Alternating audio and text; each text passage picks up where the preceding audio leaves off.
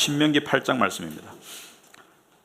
내가 오늘 명하는 모든 명령을 너희는 지켜 행하라. 그리하면 너희가 살고 번성하고 여호와께서 너희의 조상들에게 맹세하신 땅에 들어가서 그것을 차지하리라.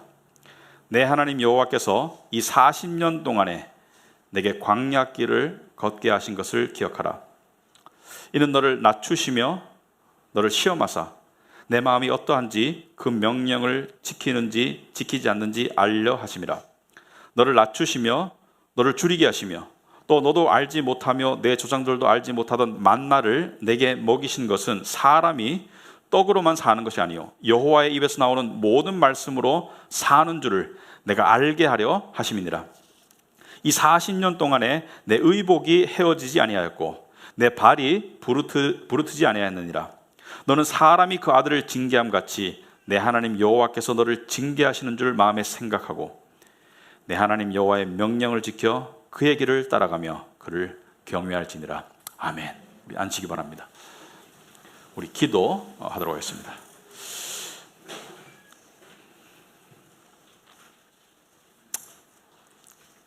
아버지 하나님, 우리가 매주 이렇게 말씀을 대할 때마다 그냥 당연하고 일상적인 마음이 들지 않도록 주님, 우리의 마음을 지켜주시옵소서.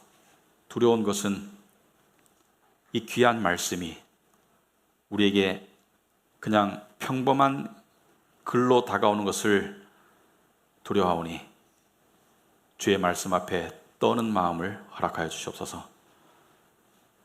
또 이 말씀이 우리의 진리의 등불 되시며 암흑 가운데 살아가는 우리의 삶 가운데 우리의 길을 인도하는, 그리고 그 길이 옳은 길이며 그 길이 영생의 길이며 그 길이 하나님을 향한, 천국을 향한 길임을 우리가 다시 한번 기억하고 이 말씀을 겸손의 마음에 무릎을 꿇고 받을 수 있도록 성령께서 우리의 마음을 주관하여 주시옵소서. 예수님 이름으로 기도합나이다. 아멘.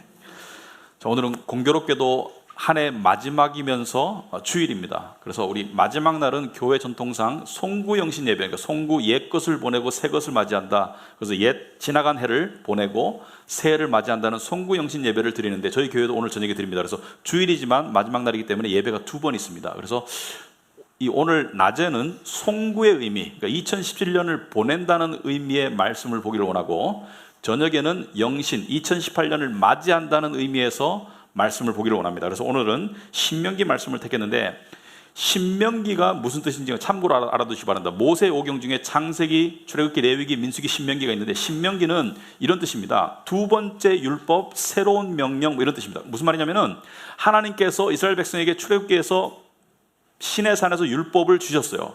말씀을 주셨죠. 그것을 다시 한번 복습한다는 의미로 보시면 됩니다. 복습한다. 그러니까 명령을 다시 한번 두 번째 복습한다.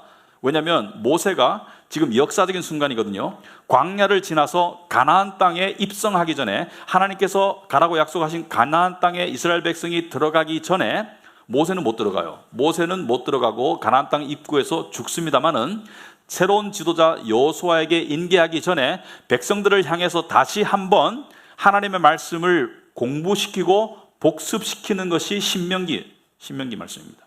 그래서 신명기에는 율법에 관한 이야기가 많이 나와 있고요. 그리고 신명기에는 이런 얘기가 많이 나와 있습니다. 너의 과거를 돌아보아라. 너의 지난 광야의 삶을 돌아보아라. 거기서 교훈을 얻기 바란다. 그리고 가나안 땅에 들어가기 바란다. 그래서 우리도 2017년을 바라볼 수 있기를 바랍니다. 특별히 그냥 바라보는 것이 아니라 말씀의 조명을 통해서, 말씀의 인도하심을 통해서 바라볼 수 있기를 바라고, 그래서 준비된 심령으로 2018년을 맞이할 수 있기를 바랍니다. 어떤 사람들은 2017년이나 2018년이나 그날이지 그냥 자고 나면 하루 지나가는 것이지, 그렇게 생각할 수도 있겠습니다만은 새로운 날, 새로운 해는 새롭게 받아들이는 사람에게 새로운 의미가 있는 것입니다. 그래서 우리는 좀 새롭게 받아들이기를 원합니다. 그래서 오늘 신명기 말씀을 택했는데, 오늘 말씀은 아까 말했듯이 요점적으로 지나온 시절을 바라볼 때 하나님께서 우리를 인도하시고 공급하시고 축복하셨다. 그런데 그 공급과 인도와 축복의 통로가 바로 그분의 진리의 말씀이라는 것을 우리가 다시 한번 기억하자. 기독교는요 참 쉽습니다. 그냥 한 가지만 그냥 주구장창 기억하면 돼요. 복음의 진리, 말씀만 기억하면 됩니다. 근데 기독교는 참 어렵습니다. 왜냐하면 그 단순함을 유지한다는 것이 참 어렵습니다.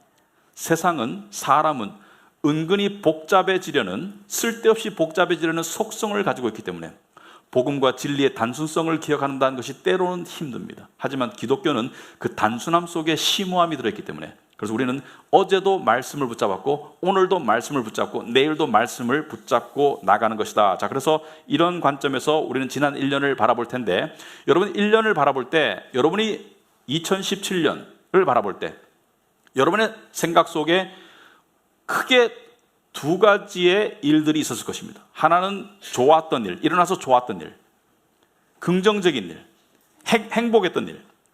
또 한 가지 종류는 일어나서 안 좋았던 일, 부정적인 것, 힘들었던 것.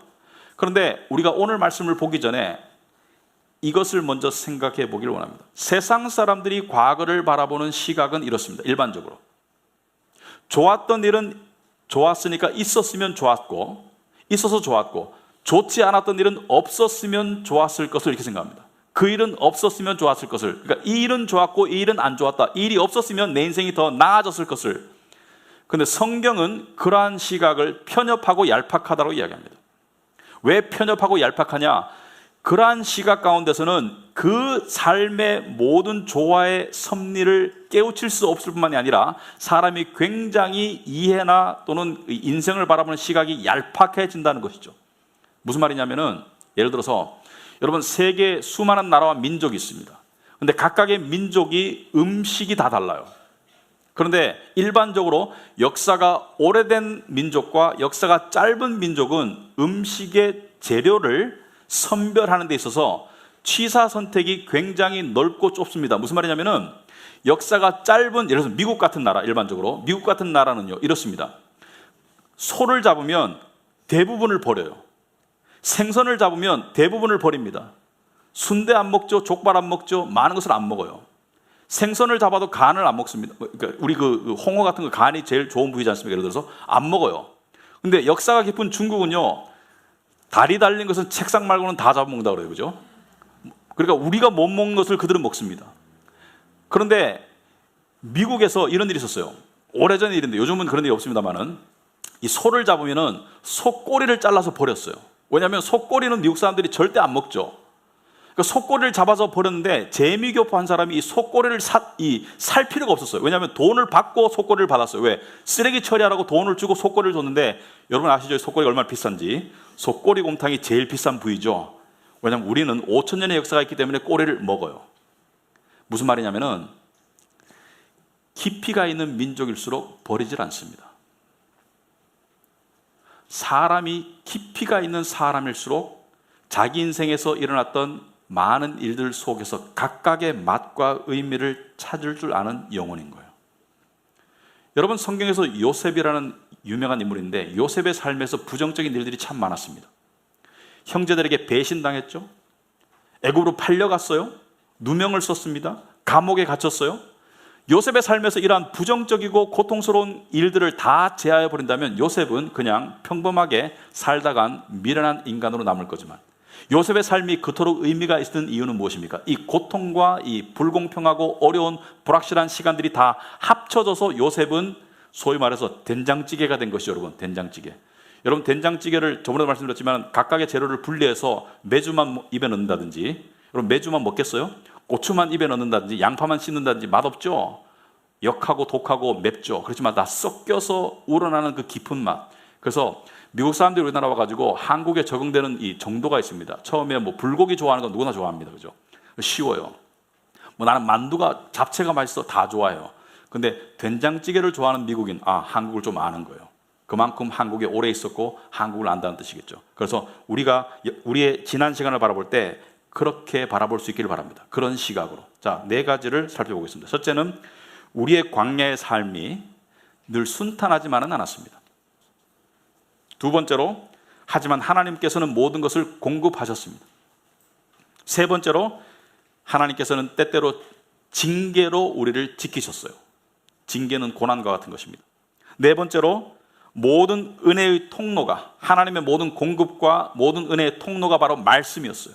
그래서 4가지를 살펴볼 것이다. 자, 첫째, 우리의 광야의 삶은 늘 순탄하지만은 않았습니다. 오늘 본문 2절에 보시니까 네 하나님 여호와께서 이 40년 동안에 내게 광야길을 걷게 하신 것을 기억하라. 여러분, 우린 광야, 이 육적인 의미에서 광야이거든요. 광야는 사막을 말합니다. 이스라엘이 지났던 사막을 말하는데, 이것은 영적인 의미에서 또는 정신적인 의미에서 외롭고 고달픈 인생 여정을 의미하겠죠. 그죠? 여러분, 광야는 어떻습니까? 광야는 모든 것이 부족하죠. 물이 부족하고 식량이 부족하고, 때때로 이스라엘 백성들은 전투와 전쟁을 치러야 했고, 그 다음에 역병이 돌았고요.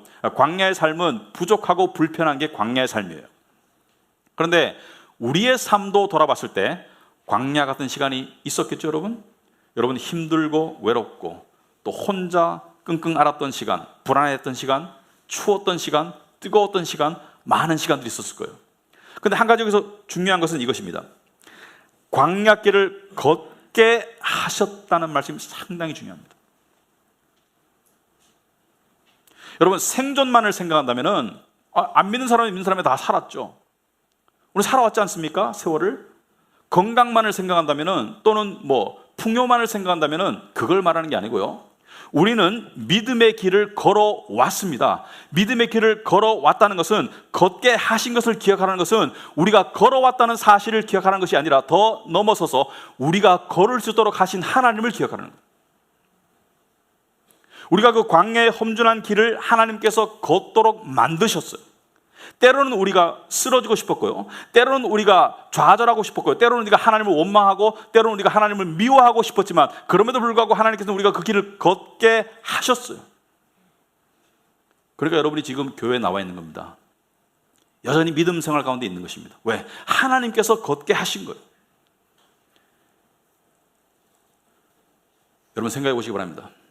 때때로 힘들고 어려운 일이 있었을 것입니다. 때때로 막다른 골목 같은 순간이 있었을 거예요. 하지만 그 순간에도 여러분이 정신줄을 놓지 않고 그것을 견디고 이기고 하나님 믿는 믿음 가운데 자빠지긴 있었어도 다시 일어서서 지금 이 자리에 서 있는 것은, 영적으로 서 있는 것은 하나님께서 여러분을 끌고 오신 거예요. 하나님께서 그 길을 걷게 하신 거예요.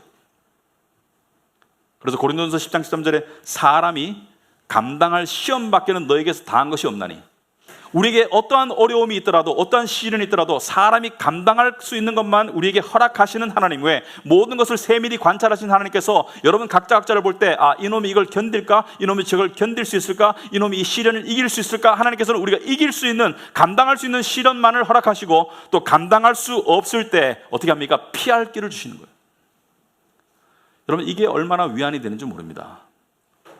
때때로 너무 힘에 겨울 때, 막다른 골목이라고 생각할 때 우리 안에 이 믿음만 있으면 하나님께서 견디게 하실 것이다. 하나님께서 피할 길을 주실 것이다. 이 믿음을 가져야 합니다. 여러분, 지난 한 해를 바라봤을 때 그러한 시간 속에 그 믿음이 있었습니까? 그 믿음이 혹시 부족했습니까? 이 시간 그것을 생각하고 그 믿음을 회복할 수 있기를 바랍니다. 또한 하나님께서는 날마다 우리의 짐을 지시는 분입니다. 저는 이것이 관념 속에 머물면 우리에게 큰 은혜가 아니라고 생각합니다만은, 우리의 실제 삶 속에 적용하면 이것만큼 복된 은혜가 없는 줄 압니다. 무슨 뜻이냐면은, 이 아프리카에서 어떤 사람이 트럭을 몰고 가다가 한 사람이 짐을 지고 끙끙거리면서 길을 걸어가는 사람을 발견했어요. 그래서 그 사람이 불쌍해서 트럭을 세우고 어디 가냐고 물어보니까 가는 방향이 비슷해요. 그래서 그 사람 보고 이렇게 얘기합니다. 제 트럭에 타세요. 제가 거기로 데려가 줄 것입니다. 그래서 트럭에 태워서 운전을 하고 가다가 이 사람이 백미러로 뒤를 보니까 경악할 모습을 본 거예요. 여전히 트럭에 타가지고도 짐을 지고 서 있는 거예요. 그래서 트럭을 세우고 이 사람에게 물어봤습니다. 아니, 트럭에 타놓고 왜 짐을 지고 서 있냐고. 왜 서 있겠습니까? 여러 가지 이유가 있겠죠. 첫째는 내 짐은 내가 책임질게요 라는 그런 마음이 있을 수도 있고요. 둘째는 불안해서 당신한테 다는 못 맡기겠어요, 그런 마음이 있고요. 하여튼 어떤 이유든지 간에 이 짐을 지고 그냥 서 있는 거야. 이 사람은 그냥 털썩 주저앉아서 쉬면 되지 왜 무겁게 쓸데없이 짐을 지고 있느냐. 그런데 이게 우리의 모습입니다, 사실. 여러분 얼마나 많은 순간 여러분이 하나님의 우리 이런 말죠. 이게 좀 쉬운 말로 구원 열차에 올라타 가지고 하나님께서 인도하시는 구원의 길을 가면서 왜 여러분이 계속 짐을 지고 끙끙거리고 있느냐? 수고하고 무거운 짐자들아 다 내게로 오라고 했는데 왜 그냥 혼자 짐을 지고 끙끙 앓을 때가 있었지 않았느냐? 여러분 아침에 일어날 때 가장 먼저 떠오르는 생각, 그 생각이 여러분을 짓누르기 시작한다면 그게 여러분의 그날 져야 될 짐이겠죠. 아닙니까? 여러분이 아침에 일어날 때 즐거운 생각이 떠오를 수도 있지만 오늘 내야 될 페이퍼, 오늘 해야 될 일, 오늘 해야 될 계약, 오늘 해야 될 여러분들이 이 떠오르는 생각이 실제로 그 일이 시작되기도 전부터 여러분을 정신적으로 짓눌러요. 그럴 때 여러분이 어떻게 하루를 하나님의 은혜 가운데 가볍게 자유롭게 시작할 수 있겠습니까? 바로 이 말씀이 중요합니다. 시편 68편 19절에 날마다 우리 짐을 지시는 주 곧 우리의 구원이신 하나님을 찬송할지로다. 날마다 우리 짐을 진다 그랬어요. 여러분 저도 그렇습니다. 아침에 일어나면은 목회적으로 해야 될 일, 오늘 설교를 2개를 준비해야 되는데 여러 가지 생각들이 떠오를 때 있습니다. 오늘 우리 아이를 어떻게 해야 되는데 생각이 떠오를 때가 있습니다만은 그 생각 속에서 어떻게 해야 됩니까? 날마다 우리 짐을 지시는 주. 여러분 하나님의 은혜의 약속은요, 믿으면 여러분 것이고 안 믿으면 소용없습니다. 단도직입적으로 그렇습니다. 믿으면 여러분의 것이고 안 믿으면 소용이 없습니다. 오늘 아침에 제가 읽은 말씀은 너의 염려를 주께 맡겨라. 영어로 주께 던져버려라. 그러니까 이 트럭 위에 탄 사람이 털썩 앉아야 되는 거예요. 주님이 함께 하시면 털썩 앉았어야 되는 거예요. 물론 그 일은 여러분이 해야 되죠. 하지만 주님께 맡기는 마음으로 하는 거하고 여러분이 끙끙 앓는 거하고는 안식의 정도가 엄청나게 차이가 납니다. 가나안 땅은 안식을 의미하죠. 안식에 들어가려면 믿음이 있어요.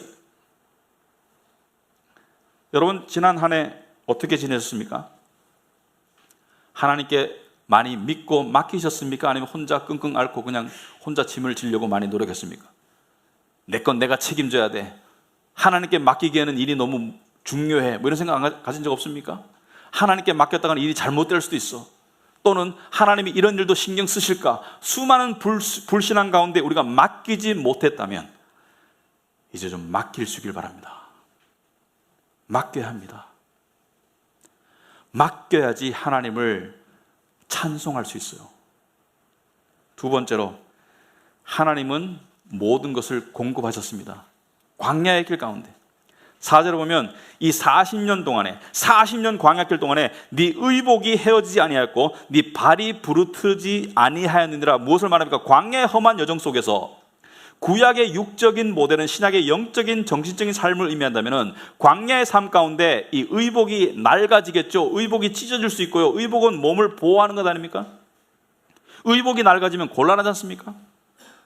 발이 부르틀 수 있겠지만 발이 부르트지 않았고 의복이 낡아지지 않았습니다. 왜? 하나님께서 보호하셨거든요.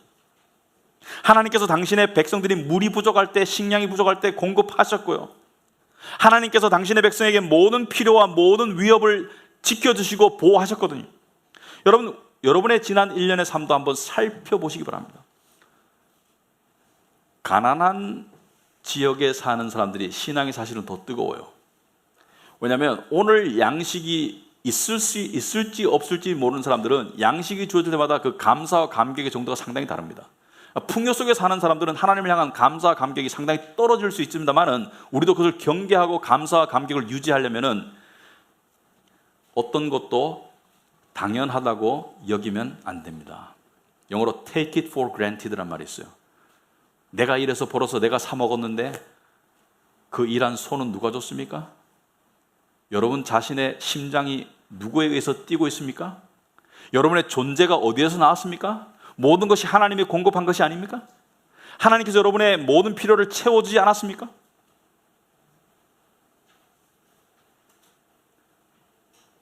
감사해야 됩니다. 여러분 우리 카비너트 교회도 마찬가지입니다. 우리 교회가 시작할 때 여기 지금 많은 분들이 앉아 계신데 우리 교회가 시작할 때요 소위 이 교회 개척 동역 그룹이 없었습니다. 없었어요. 그리고 우리 교회를 아시는 분들이 항상 염려하시는 말씀이 이런 말합니다.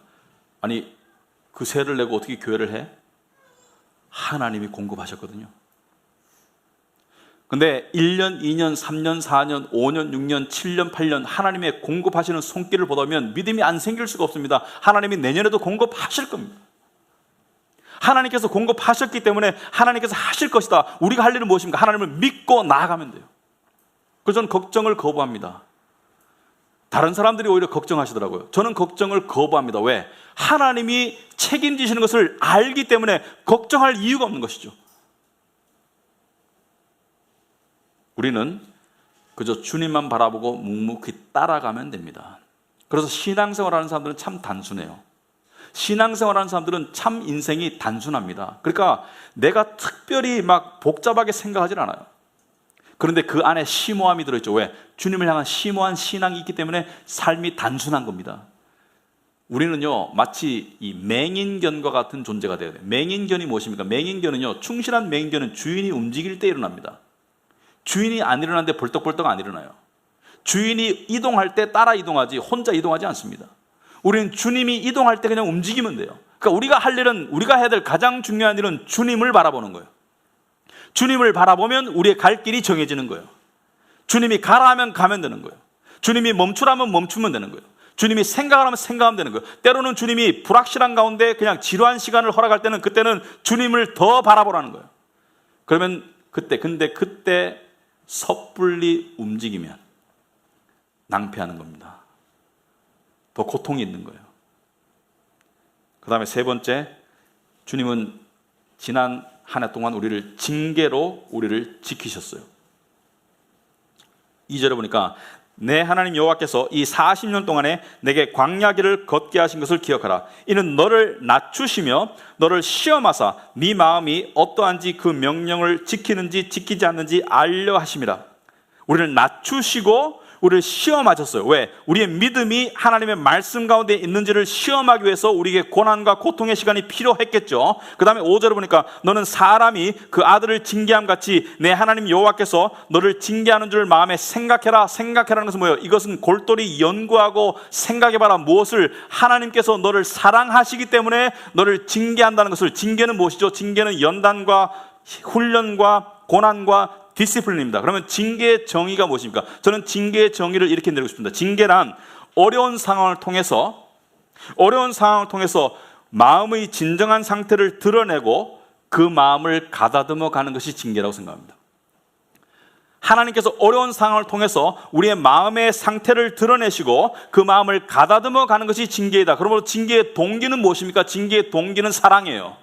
우리를 사랑하시기 때문에 우리에게 징계를 허락하시는 거예요. 왜? 우리가 온전하지 못하기 때문에. 그러면 징계의 목적은 무엇입니까? 징계의 목적은 우리의 온전함입니다. 모두가 우리를 위한 거예요. 우리를 사랑하는 동기로 우리를 온전케 하기 위해서 우리에게 고난과 역경의 징계의 시간을 허락하셨다면 그 징계로 하나님은 우리를 지키셨어요. 여러분, 제가 볼 때 우리는 참 시체 말로 골 때린 인간들입니다. 왜냐하면 말이죠, 어려운 일이 생기면은 이렇게 생각합니다. 이건 있어서는 안 될 일이야. 신앙생활의 부작용이야. 신앙생활의 오점이야. 아니죠? 두 번째로 생각합니다. 하나님이 나를 치시나? 여러분, 징계가 없으면 사랑이 없는 겁니다. 고난이 없는 삶은 사랑이 없는 겁니다. 하나님은 우리에게 잘 나가는 삶만을 허락하지 않습니다. 두 가지 이유 때문이에요. 왜냐하면 사람이 편하고 그냥 성공만 하면, 평온하고 성공만 하면 두 가지에 반드시 봉착하게 됩니다. 첫째는 세속화, 속물화 또는 동물화에 봉착하게 됩니다. 좀 더 말씀드리겠습니다. 두 번째는 교만이라는 친구를 만나게 돼요. 자, 첫 번째, 여러분 짐승을 보면요, 외형적으로 편안하고 부족한 것이 없으면 그냥 별 생각 없이 행복하게 살아갑니다. 사람도 동물인지라 그냥 삶이 편안하고 평온하고 성공적이면 그냥 동물처럼 별 생각 없이 살아가요. 별 생각 없이 살아간다는 것은 내 영혼을 전혀 관리하지 못하는 상태로 살아간다는 것을 의미합니다. 그래서 하나님께서 우리가 깊은 생각 가운데 영혼의 성숙함을 이루게 하기 위해서 인간의 처한 현실을 자각하기 위해서 우리 삶 가운데 고난과 징계를 허락하시는 거예요. 이것이 없으면 짐승과 다를 바가 없습니다. 이것이 없으면 세속화, 속물화 될 수밖에 없어요. 그래서 영혼의 성화와 영혼의 이 성숙을 위해서는 반드시 징계가 필요합니다. 두 번째로, 여러분, 성공이라는 친구는요, 성공이라는 친구와 길을 갈 때 반드시 만나는 또 다른 친구가 있습니다. 그건 교만입니다. 교만과 반드시 만나게 되어 있어요. 성공은 스스로를 영웅시하게 되어 있습니다. 성공은 계속 주어지면 하나님을 의지하지 않도록 만듭니다. 성공은 남을 깔보도록 만듭니다. 성공은 우월감을 갖도록 만들어요. 그러니까 성공이 일시적으로 주어지지만 하나님께서는 또 그 성공 뒤에 올 더 큰 패망, 교만을 막기 위해서 징계를 중간중간에 집어넣으세요. 하나님의 프로그램은 철저하게 계획되어 있는 것입니다. 잘 될 때도 있고 힘들 때도 있는 이유가 거기에 있는 것입니다. 여러분, 성경 말씀 보면은 잠언 16장 18절에 교만은 패망의 선봉이다. 이 어려운 말인데요. Pride goes before destruction. 그러니까 교만이 지속되면 destruction, 멸망이 온다는 거예요. 거만한 마음은 넘어짐의 앞잡이다. 거만한 마음을 가지고 하늘을 쳐다보면 밑에 함정을 못 보기 때문에 자빠지게 되어 있습니다. 그러니까 하나님께서 우리를 낮추기 위해서, 아까 광야의 삶에서 낮추기 위해서 우리에게 징계를 하셨다면 그 낮춤은 우리를 지키기 위한 것이죠. 그죠? 우리가 성공의 가도를 계속 달리면 우리가 멸망하고 넘어질 것이기 때문에 우리의 더 큰 멸망과 더 큰 패망으로부터 우리를 지키기 위해서 우리에게 징계를 하시는 거예요. 우리가 교만하지 말도록 하기 위해서. 그러므로 때때로 다가오는 어려움, 때때로 다가오는 고난은 우리를 지키기 위한 하나님의 방패요 그물입니다. 그거 없으면 우리는 아무 때로나 가게 되어 있어요. 그거 없으면 우리는 불구덩이도 들어갑니다. 그거 없으면 우리는 절벽인지 모르고 뛰쳐갈 때가 있어요. 그래서 우리 인생을 바라볼 때 이거는 없었으면 좋겠고 이거는 있었으면 좋겠고 이런 시각만 가지면 도움이 안 됩니다. 이게 왜 있을까를 생각해야 됩니다. 이게 왜 있을까? 나에게 이게 왜 있을까를 생각해야 됩니다. 그래야지 해결의 실마리가 풀려요.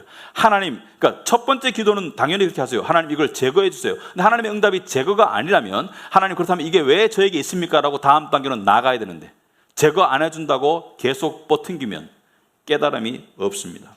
네 번째로 이 모든 은혜의 통로가 바로 하나님의 말씀이었습니다.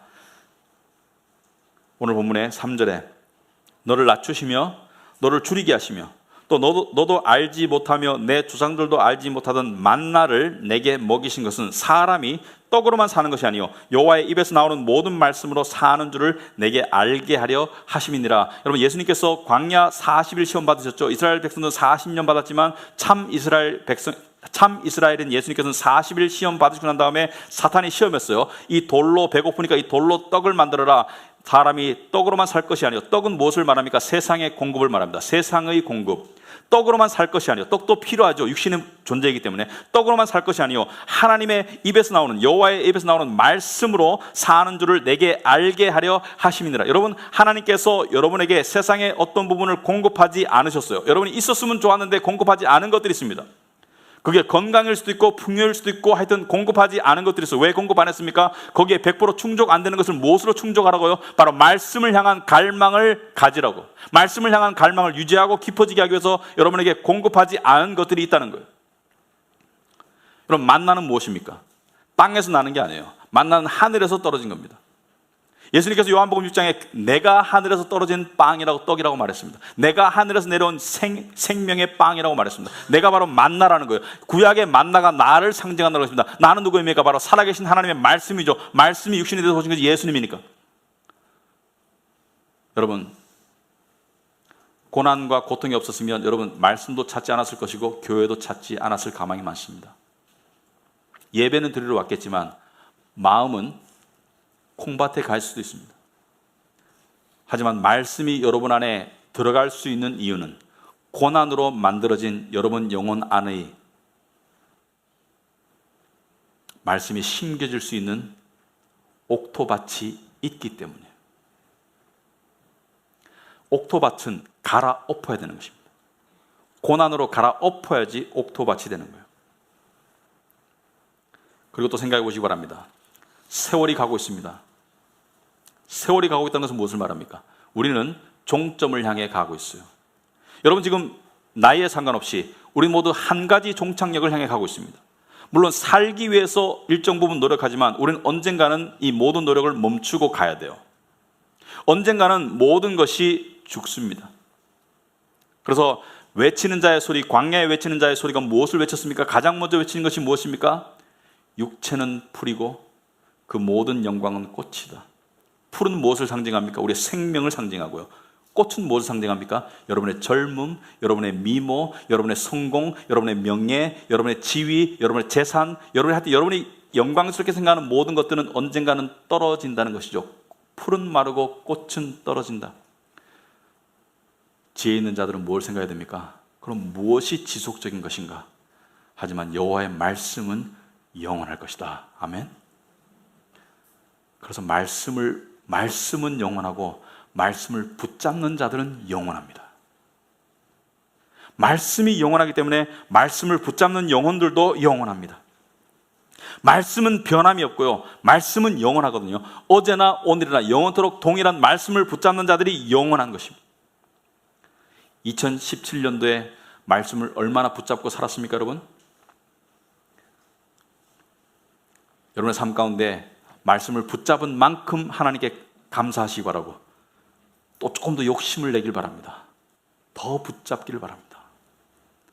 더 말씀을 붙잡기를 바랍니다. 특히나 말씀의 아사 상태가 되는 것을 경계하기 바랍니다. 여러분, 아사 상태가 뭐죠? 안 먹어서 먹기 싫어지는 거. 말씀도 안 먹고 하면 먹기 싫어요. 하지만 말씀의 달콤함.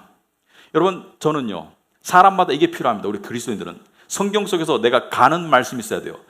말씀에 대한 맛이 떨어졌을 때, 여러분 이런 음식이 있습니까? 입맛이 없을 때 먹는 음식, 입맛이 없을 때 찾는 음식이 있을 거예요. 그죠? 사람마다 다르겠지만 말씀에 대한 맛이 떨어졌을 때 제가 가는 곳은 항상 시편 119편입니다. 시편 119편은 말씀을 향한 맛을, 말씀을 향한 배고픔을, 말씀을 향한 갈망을 다시 일깨워줍니다. 시편 119편. 그래서 때로는 시편 119편을 읽어요, 먼저. 왜? 말씀을 향한 갈망을, 에피타이저를 먼저 먹기 위해서.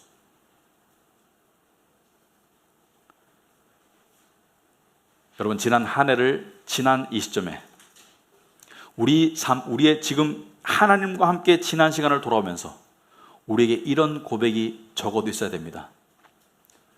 여호와가 나를 인도하셨다. 여호와께서 나를 여기까지 인도하셨다. 여호와는 나의 목자시다. 그가 나를 푸른 초장에 누이시며 쉴 만한 물가로 인도하셨다.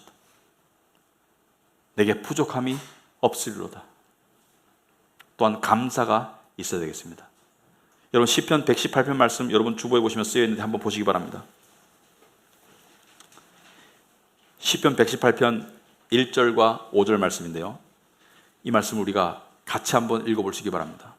이게 여러분의 고백이 되길 바랍니다. 같이 한번 읽겠습니다. 여호와께 감사하라. 그는 선하시며 그의 인자하심이 영원하미로다. 내가 고통 중에 여호와께 부르짖었더니 여호와께서 응답하시고 나를 넓은 곳에 세우셨도다. 아멘. 여러분, 하나님이 살아있는 것을 어떻게 압니까? 하나님이 우리 삶 가운데 역사하시는 것을 어떻게 압니까? 맛을 봐야지 알죠. 체험을 해봐야지 알죠. 여러분의 광야의 여정 속에서 하나님께서는 당신을 찾고 맛보고 체험할 수 있는 온갖 보물들을 심겨 놓았어요. 마치 보물찾기와 같아요. 세상은 그것을 고통이라고 부르지만 우린 그것을 연단이라고 부릅니다. 고통은 없으면 좋을 것이고 연단은 있어서 값진 것이 되겠죠. 그 동일하신 하나님께서 내년에도 여러분과 함께 하실 것을 믿기 바랍니다. 하나님께서 이렇게 말씀하시는 것을 들기 바랍니다. 나는 네가 만들어지기도 전에 너를 나의 것으로 택하였으며 네가 태어나는 그날부터 나는 너를 내게로 인도하였다. 네가 나를 믿고 거듭나기 전에 나는 이미 너를 알았으며 사실은 네가 나를 알고 믿을 수 있도록 너를 인도하였단다. 나는 네가 나와 가깝다고 느낄 때도 물론 너와 함께 하였지만 심지어 너 스스로 나의 흔적을 하나도 모르겠다고 느낄 때에도 단 한 번도 너를 떠난 적이 없단다. 네가 앞만 보고 달릴 때 나는 너의 뒤에서 항상 너와 함께 하였고, 네가 바빠서 나를 찾지 못할 때도 나는 항상 너를 기다렸단다. 때로는 네가 나를 찾도록 만들기 위해서 너의 삶의 장애물들을 놓아둬야 할 때도 있었단다. 하지만 그 모두가 너를 위한 나의 사랑이 동기였단다. 나는 네가 이 한 가지를 반드시 기억하기 바란다. 너는 내가 내 아들의 핏값을 주고 산 내 것이란다. 아멘. 기도하겠습니다.